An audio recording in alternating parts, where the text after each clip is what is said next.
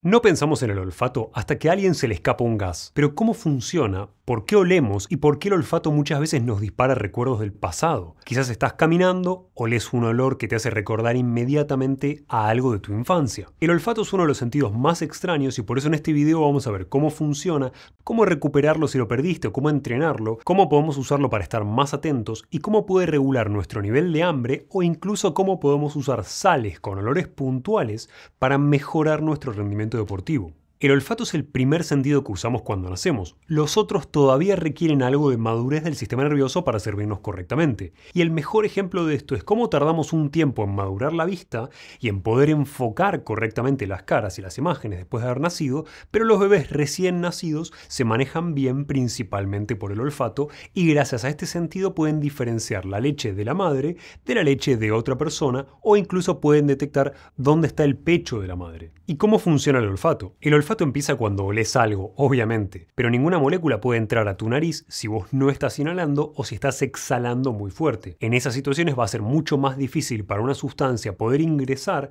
generar toda la cadena de efectos y de reacciones que te permiten oler algo, y acá no importa si es el gas después de una comida llena de legumbres o un perfume. Y para poder generar esta reacción, para poder ingresar a nariz y generar el efecto que nos permite oler, obviamente lo que olemos necesita ser volátil, necesita poder llegar a nariz, efectivamente. Y esto significa que cuando olés materia fecal, efectivamente hay moléculas volátiles de esa materia fecal que ingresaron a tu nariz para que vos lo puedas oler. Pero la mayoría del espacio en tu nariz está hecho para filtrar el aire que respirás. Solamente en la parte más superior y más profunda de tu nariz tenés un tejido especializado llamado epitelio olfatorio. Cuando una molécula que tiene algún olor específico llega a esa zona, se adhiere al moco que recubre a esa mucosa y se une a las células del sistema nervioso que vos tenés ahí justamente para oler, llamadas células receptoras del olfato. Sí, en medicina somos muy poco creativos con los nombres. Obviamente, a más grande y desarrollado está ese epitelio olfatorio, mejor es tu olfato o el de otro animal. Pensá que los perros tienen un epitelio olfatorio 20 veces más grande que el tuyo.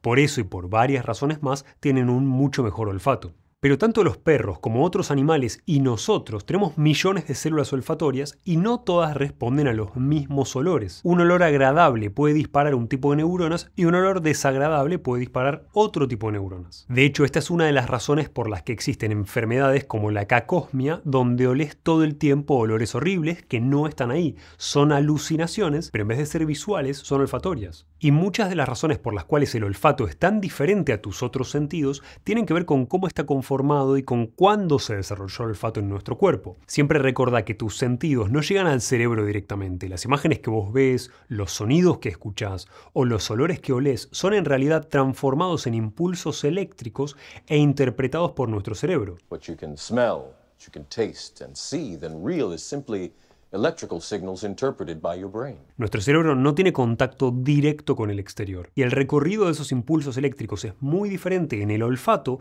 que en el resto de tus sentidos. Tu visión o tu audición tienen centros del tronco cerebral por donde pasan primero, por donde hacen escala y después llegan al resto del cerebro. Cuando olemos, la información eléctrica viaja por el tracto olfatorio y llega primero a sitios del cerebro que tienen funciones muy especiales como la amígdala. Y esta información eléctrica toma un camino diferente en el olfato que en el resto de los sentidos porque se desarrolló evolutivamente antes que los otros sentidos. ¿Por qué te debería importar esto? Más allá de si es hermoso saber cómo funciona tu cuerpo, porque hoy podemos usar esta misma información para potenciar nuestro nivel de concentración, de energía, evitar desmayarnos o incluso modificar nuestro rendimiento deportivo. Además, como el olfato tiene conexiones directas con tu sistema límbico, puede estimular la memoria y recuerdos específicos, sobre todo si los tenemos asociados a olores similares, que es algo que seguramente ya experimentaste. ¿Y qué sucede cuando estás caminando y de repente olés algo que te lleva a recordar un episodio del pasado? ¿Algún episodio previo de tu vida que tenés asociado en tu memoria al mismo olor? Esto es lo que llamamos memoria autobiográfica inducida por el olfato. ¿Pero por qué pasa esto?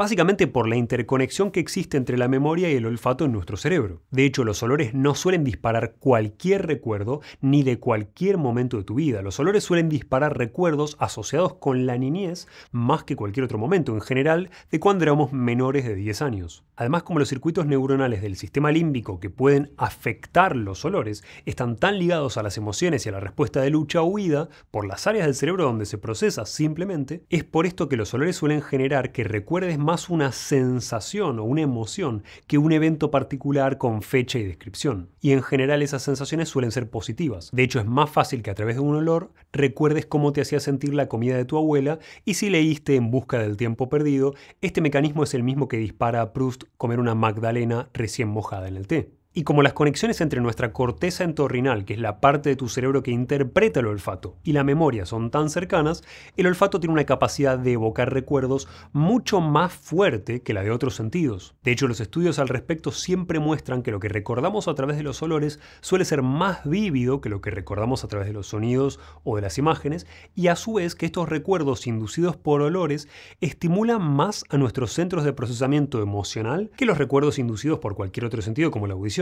Lamentablemente, como la memoria que evocan los olores es más perceptiva y menos conceptual, no te va a servir directamente oler algo para recordar información en un examen. Este efecto que tienen los olores en la memoria y que nos llevan a recordar cosas de la infancia, de nuestra primera infancia, va en contra de lo que conocemos como bache de reminiscencia, algo que no conoces por el nombre pero que sin duda experimentaste.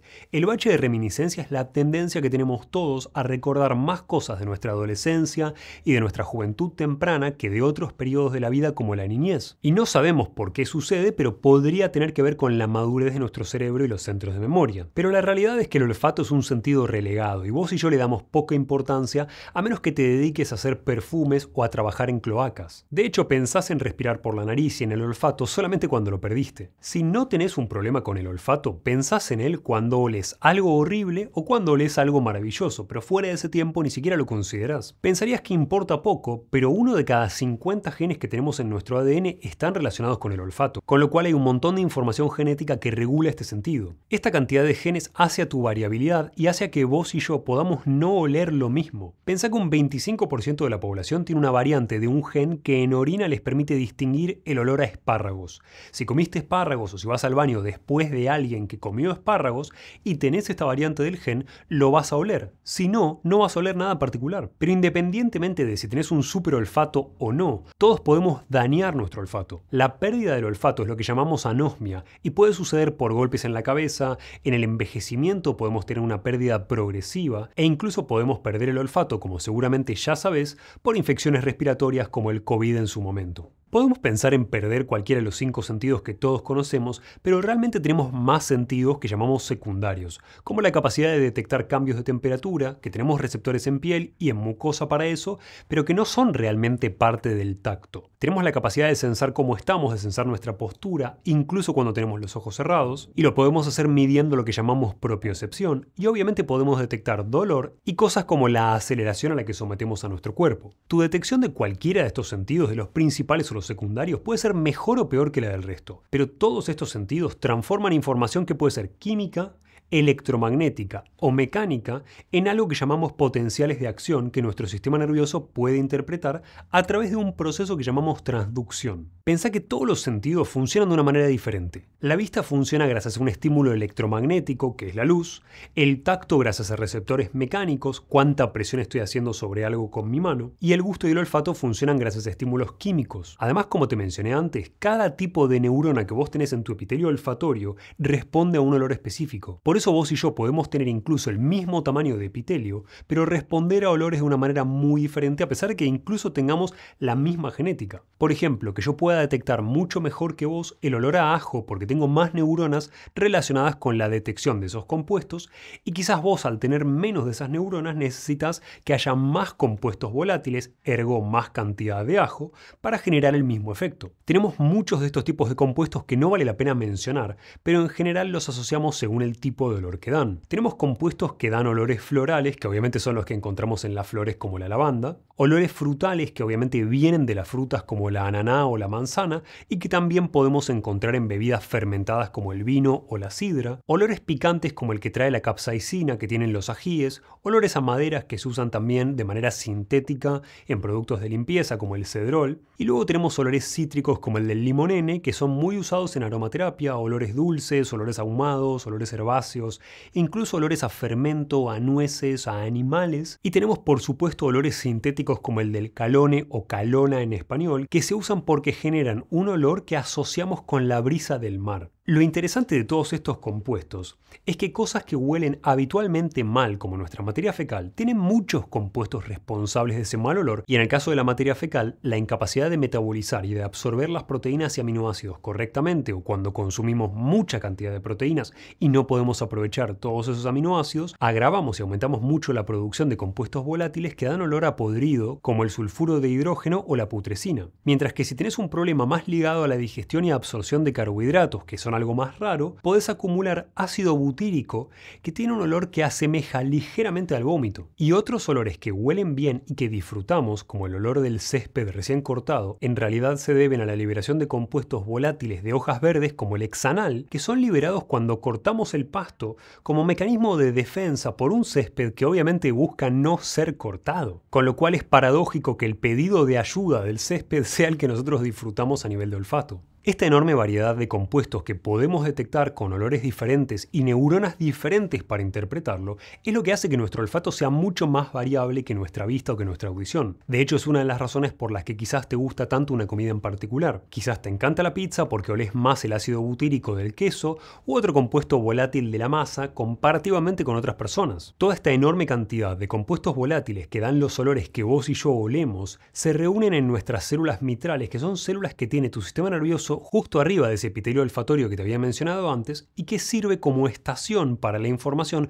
antes de llegar a tu cerebro. Pero una de las razones más importantes por las que vos y yo tenemos un sentido del olfato diferente no tiene que ver solo con la enorme cantidad de olores que podemos medir y con nuestras neuronas que lo interpretan, sino también con el camino que toma esa información eléctrica al llegar al cerebro. Como te conté en la sección de memoria, nuestra información del olfato tiene mucha relación con nuestras emociones por la cercanía con el sistema límbico, pero también se conecta con una parte de nuestro cerebro llamada corteza prefrontal que nos permite analizar lo que olemos. Básicamente, la información de la corteza prefrontal es la que te va a permitir decir: esta pizza representa más de 1000 calorías, no sé si es la mejor idea comerla entera, y la información asociada con tu memoria y con el sistema límbico y las partes emocionales es lo que te hace recordar esas noches de fin de semana de cuando eras chico y comías una pizza con tus amigos, y obviamente te incita a comer la pizza entera, tratando de rememorar esos momentos, esas sensaciones de una época más simple. Pero esas mismas conexiones a centros emocionales y a centros como la amígdala que disparan tu lucha o huida, a su vez son centrales para hacerte sobrevivir. Por ejemplo, si tu olfato detecta humo y detecta que algo se está quemando,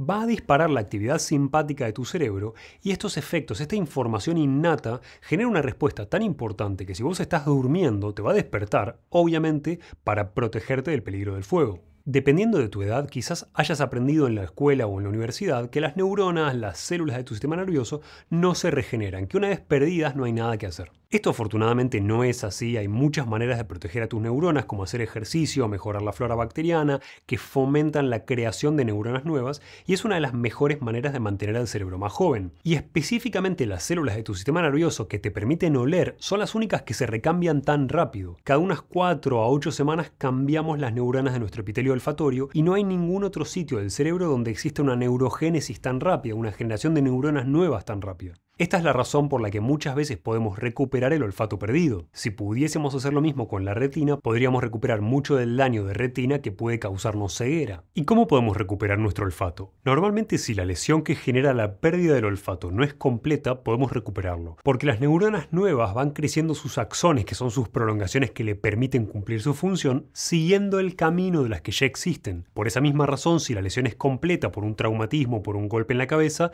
es probable que no puedas recuperar el olfato por completo. Pero eso es válido para lesiones, para golpes. ¿Qué pasa con las infecciones como el COVID, por ejemplo? Algunas personas percibían durante la pérdida del olfato por COVID una anosmia total. Lo perdían de manera momentánea, pero de manera completa. Otras, por el daño de neuronas específicas que detectan compuestos químicos específicos, perdían solamente la capacidad de detectar algunos olores como el ajo o como la cebolla. Esto es porque existía un daño solamente a esos grupos neuronales. Pero ¿cómo podemos ayudar realmente a recuperar nuestro olfato? Veamos sustancias por un lado que podemos tomar y ejercicios o prácticas que podemos hacer. Existen 3 sustancias relacionadas con la recuperación del olfato. Lamentablemente ninguna de ellas mostró resultados espectaculares. En primer lugar tenemos al ácido alfa-lipoico, que es una sustancia que normalmente se usa para tratar neuropatías y el daño que sufren los nervios por alta presión, por diabetes o por cualquier otro motivo. Con lo cual es lógico que lo consideremos para anosmia, sobre todo cuando sospechamos que es por daño en los nervios y no por un traumatismo. El ácido alfa-lipoico mejora la recuperación y la regeneración de estos los axones, de las prolongaciones de las neuronas, e incluso mostró ser más efectivo que la B12 o la vitamina B12, que normalmente también se utiliza para estas cosas. Pero el ALA tiene un extra, que es que mejora los resultados electrofisiológicos, lo que nos muestra que mejora la conducción del impulso eléctrico a lo largo de este axón y por ende te puede ayudar a mejorar el olfato si existe un daño. A su vez, el ácido alfa-lipoico estimula la proliferación y la diferenciación de células madre del sistema nervioso, que te ayudan básicamente a generar neuronas nuevas y por ende, obviamente, a regenerar esos nervios dañados. Esto es algo especialmente útil porque en el epitelio olfatorio, como te conté antes, este recambio sucede en semanas, es bastante rápido dentro de todo. En segundo lugar tenemos a la vitamina B1, sobre todo en combinación con la vitamina B6 y la vitamina B12, porque mostraron aumentar la regeneración de los nervios y la remielinización, que es la formación de las capas aislantes que vos tenés alrededor de tus nervios, y obviamente esta combinación se usa para neuropatías, para daños de nervios y particularmente sirve si vos tomás mucho alcohol. Y en tercer lugar tenemos al zinc, que es más controversial y que tiene evidencia de mejoría y de recuperación del daño nervioso, pero particularmente la tiene en ojo, no en las neuronas relacionadas con olfato. Pero ¿qué hay sobre las prácticas? ¿Qué ejercicios podemos hacer para ayudar a nuestro olfato? La realidad es que mucho de nuestro sistema nervioso sigue la regla de lo que no se usa se pierde. Y el olfato no es una excepción. Si vos querés mejorar tu olfato y tu gusto, podés practicar oler unas 10 a 15 veces una sustancia que pertenezca a alguna de las categorías que te nombré antes. Esto hace varias cosas. En primer lugar, aumenta la atención y el foco que vos le estás prestando al olor, algo que siempre puede ayudarte a detectar más información al respecto y a detectar olores más sutiles. Pero en segundo lugar, si lo haces rutinariamente, entrenás las áreas de tu cerebro relacionadas con la interpretación del olor y aumentás tu capacidad de poder detectar esos olores, logrando reducir el umbral que vos necesitas para que puedas detectar un olor, que básicamente significa cuántas de estas moléculas volátiles que me van a dar un olor yo necesito para poder detectarlo. Este entrenamiento funciona también en el corto plazo. Podés tomar algo que quieras oler, por ejemplo café, olerlo normalmente y después podés tomar otra cosa como flores, olerlas inhalando fuerte y estando atento unas 15 veces y luego volver a inhalar el café que oliste inicialmente. Obviamente en este corto plazo no cambiaste tus neuronas, este microentrenamiento lo que hace básicamente es permitirle a tu cerebro prestar más atención al estímulo olfatorio en el momento. Y esto es algo que lamentablemente no funciona tanto con otros sentidos como la vista o como la audición. Pero lo extraño es que hay más evidencia de mejoría con estas prácticas que con los suplementos. Y lo más interesante sobre el olfato es que no olemos o reconocemos estos estímulos químicos solamente con este epitelio olfatorio que tenemos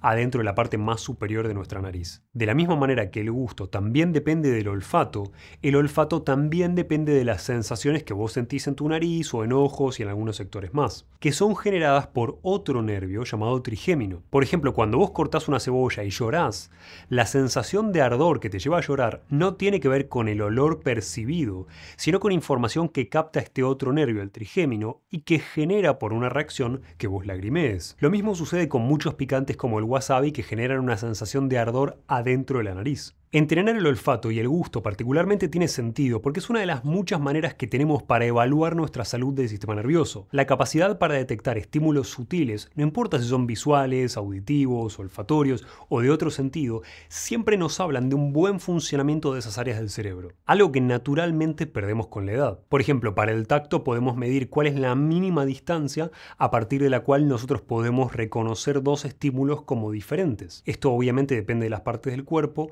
En las manos es mucho más fácil poder diferenciarlo, en la espalda te va a costar mucho más y vas a necesitar mucha más distancia entre un punto y otro para poder diferenciarlos como dos estímulos separados. Pero el mejor ejemplo de esto es la audición, donde con el envejecimiento perdemos la capacidad de escuchar los sonidos más agudos, o sea, los sonidos de más hertz. Y existen sustancias que podemos oler cuyo efecto es tan intenso, el aumento de adrenalina que generan es tan importante, que se usan desde hace siglos para despertar a alguien cuando se desmayó. Pero ¿cómo funcionan y por qué algunas personas consideran que pueden aumentar nuestro rendimiento deportivo? Cuando alguien se desmaya, en general lo hace por una falta de oxígeno en el cerebro, específicamente la falta de presión de oxígeno en el cerebro. Pero sea cual sea el caso, las sales de amoníaco liberan compuestos químicos que son cáusticos. Cáustico implica que es algo tan ácido o tan alcalino que puede destruir un tejido por una reacción simplemente química. Las sales de amoníaco tienen un efecto tan grave y tan intenso que pueden quemar parte de nuestras mucosas de las vías respiratorias. Y lo extraño es que el efecto es tan fuerte que incluso sin un cerebro consciente, los pulmones reaccionan a estas sales generando respiraciones más profundas que aumentan la cantidad de oxígeno disponible. De hecho, esta es la misma razón por la que quizás viste a algún deportista profesional usar sales de amonio, porque teóricamente el irritante de las vías respiratorias los ayuda a aumentar su disponibilidad de oxígeno en los tejidos y ese efecto cáustico irritante aumenta los niveles de adrenalina. Por eso se usan mucho antes de tratar de batir récords de levantamiento personales. Pero la evidencia del uso de sales de amonio parece apuntar más al hecho de que el aumento de adrenalina les da a los deportistas más nivel de alerta que al hecho de que realmente pueda aumentar tu fuerza o tu potencia muscular. Y por supuesto que al ser irritantes de la mucosa no se pueden usar de manera cotidiana. Pero las sales de amonio no son la única manera en la que podemos afectar a nuestro funcionamiento del sistema nervioso y modificar algo de nuestro cuerpo. Los olores también pueden afectar a tu nivel de hambre y al gusto por la comida. Seguramente ya sepas que el gusto es uno de nuestros sentidos más simples, y si bien vamos a ver más en su propio video, sobre todo de cómo usar el gusto para modificar el hambre y entender en base a nuestro gusto qué nutrientes necesitamos consumir en mayor cantidad, la realidad es que per se solo nos permite sentir los 5 tipos de gusto que nuestros receptores de la lengua detectan. Cualquier cosa más compleja que esa requiere una conjunción del gusto y el olfato. De hecho, no solamente podés oler tu comida antes de comer, cuando la estás preparando o cuando estás por comer, sino que cuando masticás liberás muchas de esas moléculas que tu nariz capta, incluso masticando con la boca cerrada, que es lo que deberías hacer, y que son esenciales para que tu cerebro comprenda todas las complejidades del gusto. Al punto donde hoy consideramos que poder sentir todas las complejidades de los gustos de la comida que comemos depende en 80% de tu olfato. Y esta es la razón por la cual es muy difícil evaluar un plato de comida si estás resfriado. ¿Y qué sucede cuando olemos unas galletas recién horneadas? La mayoría de los olores que nos gustan de comida nos generan un comportamiento que llamamos apetitivo, que no tiene que ver solamente con darte hambre o apetito, sino con fomentar una conducta específica. A más atracción te genera un olor, más chance tenés de satisfacer esa acción específica. En este caso, por ejemplo, darte ganas de comer la galleta. No te va a sorprender que mientras más te guste el olor de esa comida, mayor va a ser tu impulso por comerla. Pero ¿por qué importa esto? Porque mucha comida industrializada tiene compuestos aromáticos agregados para estimular tu hambre y estimular este comportamiento. Si yo hago un producto, un dulce por ejemplo, y estoy limitado en la cantidad de azúcares y de otras cosas que puedo agregarle como ingredientes, una manera de ganarle a mi competencia y hacer que vos desees más este producto es agregarle compuestos aromáticos que aumenten este comportamiento apetitivo y que aumenten tu deseo por el producto. Incluso podés hacer que ese estímulo sea suprafisiológico, sea mayor al que normalmente encontraríamos en la comida o en la naturaleza, dándote mayor deseo por ese producto que por cualquier otra cosa, porque simplemente no encontramos esa concentración de compuestos volátiles en ningún otro lado. De todas maneras, que haya compuestos aromáticos que estimulen tu hambre no es ninguna novedad. Si te gusta el ajo, probablemente ya lo hayas experimentado. La liberación de un compuesto llamado alicina, del cual tenés mucho más en mi video específico de ajo, cuando trituramos el ajo, cuando lo cocinamos, estimula la salivación y estimula el apetito. Obviamente no es el único. Compuestos que tenemos en el clavo de olor y en la canela, como el eugenol, el limonene de los cítricos, o la acetilpirrolina del pan recién horneado, o los pochoclos, o el diacetil de la manteca y los lácteos, son todos compuestos que pueden estimular tu hambre. Con lo cual, si te cuesta regular el hambre, evita estos olores antes de comer, y si necesitas aumentar de peso, usa estas sustancias para cocinar y estimular tu apetito antes de comer. Pero lo más interesante de todas estas distintas categorías que podemos oler es que como tenemos distintos tipos de células receptoras del olfato que responden a diferentes olores, podemos tener la incapacidad de oler un olor específico. Por ejemplo, hay gente que solamente tiene anosmia, falta de olfato, al ajo o al clavo de olor. No pueden detectar esos olores específicos. Obviamente, de la misma manera que vos y yo podemos oler la misma sustancia y sentir un olor diferente según nuestro epitelio olfatorio, lo mismo sucede con el hambre y con el gusto por la comida. El mejor ejemplo que tengo de esto es la androstenona, que es una sustancia típica de la carne de cerdo que puede generar que percibamos un olor diferente dependiendo de nuestra genética. Algunas personas perciben un olor a vainilla que obviamente estimula el apetito y el deseo por comer cerdo, mientras que otras personas perciben olor a orina o perciben olor a sudor. Los productores de cerdos se dieron cuenta de esto y es una de las razones por las cuales castran a los cerdos para disminuir los niveles de androstenona y no tener ese riesgo de generar un efecto o un olor que sea desagradable para vos. Así existen muchísimos ejemplos que obviamente van a determinar tu hambre y qué comidas te atraen más que otras. cómo el olor puede cambiar también nuestro funcionamiento cognitivo. Cuando inhalamos, nuestro cerebro aumenta nuestro nivel de alerta comparativamente con los momentos en los que estamos exhalando. Esto tiene sentido porque es una de las maneras más primitivas de señalizarle al cerebro que tiene que prestar atención porque es el momento en el que vos estás incorporando sustancias que puedes oler. Pero obviamente dura muy poco y depende del equilibrio de gases en sangre, básicamente de oxígeno por un lado y del CO2 que vos normalmente exhalarías, que son los factores que afectan al nivel de vasodilatación de las arterias en tu cerebro. Aumentar la inhalación te puede ayudar a mantener tus niveles de atención por esta misma razón, pero hay maneras mucho más lógicas de afectar el funcionamiento de tu cerebro con los olores. Y podemos afectar diferentes cosas en realidad. Podemos afectar por un lado al estrés.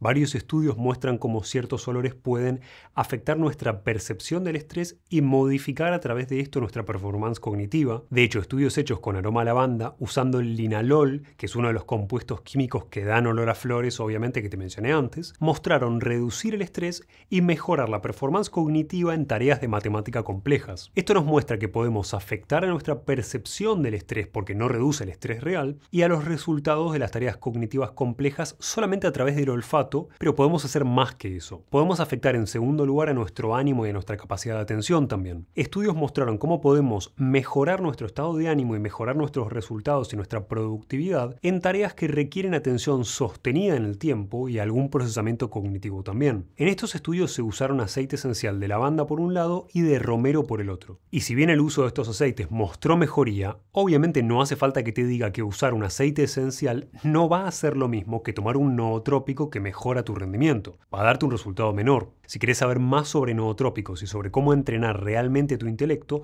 te dejo ambos videos en la descripción. Y en tercer lugar, pueden mejorar nuestra memoria. El uso de aceite esencial de romero mostró mejorar la memoria y los niveles de alerta en los participantes, mientras que otros estudios mostraron que exponerte a un olor específico durante el aprendizaje y durante las fases de recapitulación o de repaso que vos hagas, mejoraba tu performance si usabas ese mismo olor en el momento en el que necesitabas acceder a esa memoria. Realmente suponemos que esto tiene que ver con el disparo de un hábito más que con la estimulación de la memoria directamente, con asociar un disparador a una conducta. Pero es algo que también recuerdo que sucedía cuando aún era profesor de anatomía y pasaba horas en la morgue haciendo disección y expuesto a olores no particularmente agradables. ¿Y qué hay sobre las feromonas? Las feromonas son sustancias químicas que algunos animales producen y que desencadenan una respuesta en otro animal, en general de la misma especie. Pensalos como un olor específico que sirve para la comunicación. Esto existe en insectos, donde las hormigas producen feromonas que generan una respuesta de defensa en todas las demás hormigas aliadas, pero también existen en otros mamíferos de manera más compleja y sirven para delimitar territorios y también para el comportamiento sexual. Lo que no sabemos es cuánto de cierto tiene que existan en humanos y que cumplan una función, porque la mitad de la evidencia que habla sobre feromonas nos dice que sí, pero la otra mitad nos da resultados dudosos. Nos interesan las feromonas porque pueden afectar a tu comportamiento sexual o al de tu pareja, pueden ayudar a animales a encontrar al sexo opuesto y a reproducirse, pueden ayudarlos a delimitar su territorio o simplemente pueden generar una respuesta de alarma. Y las feromonas, no importa de qué animal, son producidas por unas glándulas exócrinas que liberan sus sustancias al exterior. Por ejemplo, las pueden liberar las hembras de una especie para atraer al macho. En la mayoría de los mamíferos, esto se libera por un tipo de glándulas específicas llamadas apócrinas, que son unas glándulas de la piel, pero que encontramos principalmente en axilas y en la ingle y en las zonas de alrededor del pezón. Pero estas glándulas son glándulas sudoríparas que liberan su secreción a los folículos pilosos, a los pelos que vos tenés en la piel. Muchos de estos químicos liberados por esas glándulas, por supuesto que tienen olor. Pero ¿por qué vemos que las feromonas funcionan como mecanismo de atracción sexual en animales como la cabra o la oveja, pero no consideramos lo mismo en humanos? Porque la percepción de las feromonas, la capacidad de detectarlas y de generar una respuesta, no importa si es sexual, defensiva u otra, necesita de un órgano especial que llamamos vómero nasal u órgano de Jacobson, que está ubicado en la parte de abajo de tu cavidad nasal, cerca del hueso vómer, que justamente de ahí su nombre, y no está en la parte de arriba como el epitelio olfatorio. En este órgano especial, los animales tienen neuronas que están dedicadas a detectar las feromonas, pero si bien no sabemos cómo, sabemos que hay olores y feromonas que pueden afectar aspectos del comportamiento humano también, obviamente no en la misma intensidad. Si sos mujer, seguramente lo experimentaste o lo escuchaste. Pasás mucho tiempo con una amiga o con una persona con la que tengas mucha afinidad y los ciclos menstruales de ambas se sincronizan, empiezan a suceder a la vez. Esto sucede porque un tipo de compuestos que podríamos considerar feromonas humanas, particularmente producidas en axila femenina, pueden regular el tiempo o el momento de la la ovulación de otra mujer. A su vez, hay estudios, aún muy rudimentarios, que muestran evidencias de que compuestos que no fueron identificados,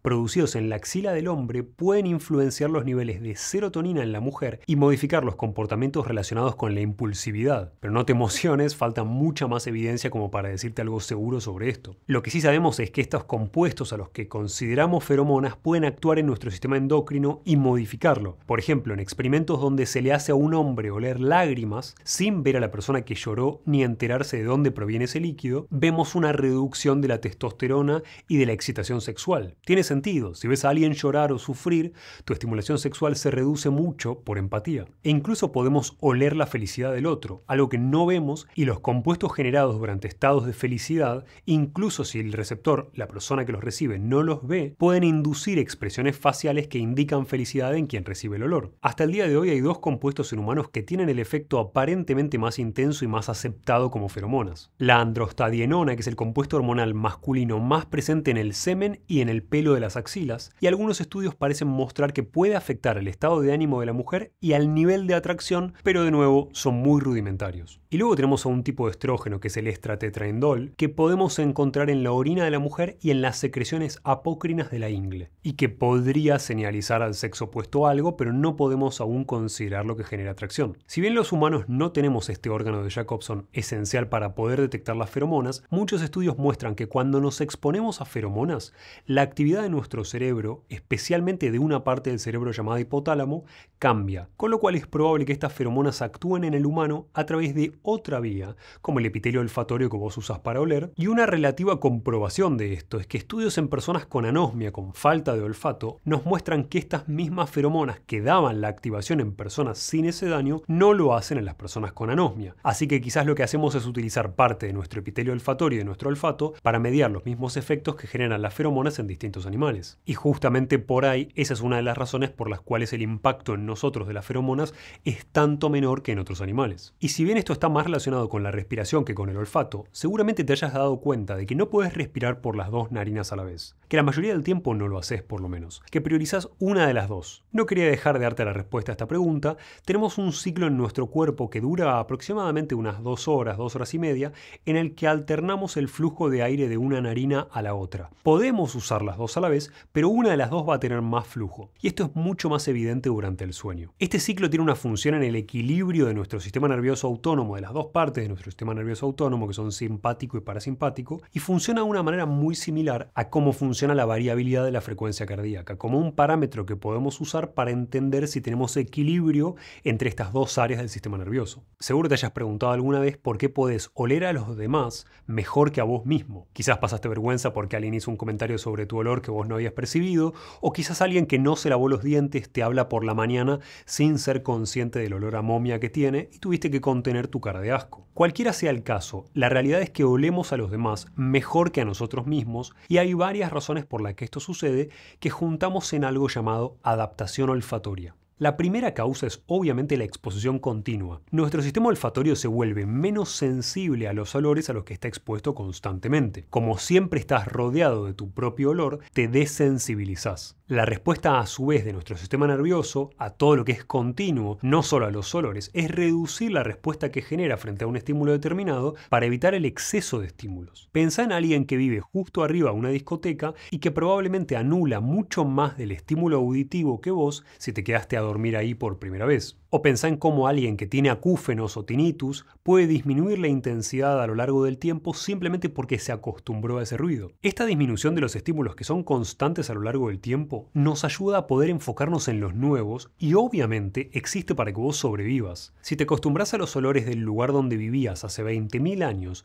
era más fácil poder detectar olores particulares nuevos como comida o como humo o elementos que amenacen tu vida. Y otro de los elementos que nos hace distinguir mejor los olores de afuera tiene que ver con la novedad. De la misma manera que nos volvemos adictos al uso de redes sociales porque nos aportan novedad y recompensas, oler aquello que es nuevo y diferente nos hace percibirlo con mayor intensidad. Pensá en este efecto que hace tu sistema nervioso como en lo opuesto al efecto que hace con el acostumbramiento. Pero básicamente la razón por la que olés mejor a los demás que a vos mismo tiene que ver por un lado con el acostumbramiento y por otro lado con tu supervivencia. Como conclusión, entrená tu olfato si te interesa mejorarlo, usa los consejos de este video para recuperar el olfato si lo perdiste por una infección, o usa estos consejos para mejorar tu rendimiento cognitivo y reducir el estrés. Y la próxima vez que huelas algo que te recuerda a tu infancia, ya sabes por qué sucede. Durante los últimos meses seguramente te hayas dado cuenta que estos videos son mucho más largos de lo que yo solía hacer. Recordá que estos videos más largos y más profundos toman semanas de investigación y de edición, con lo cual si te gustó o te sirvió este video, suscríbete al canal, ponele me gusta o compartilo.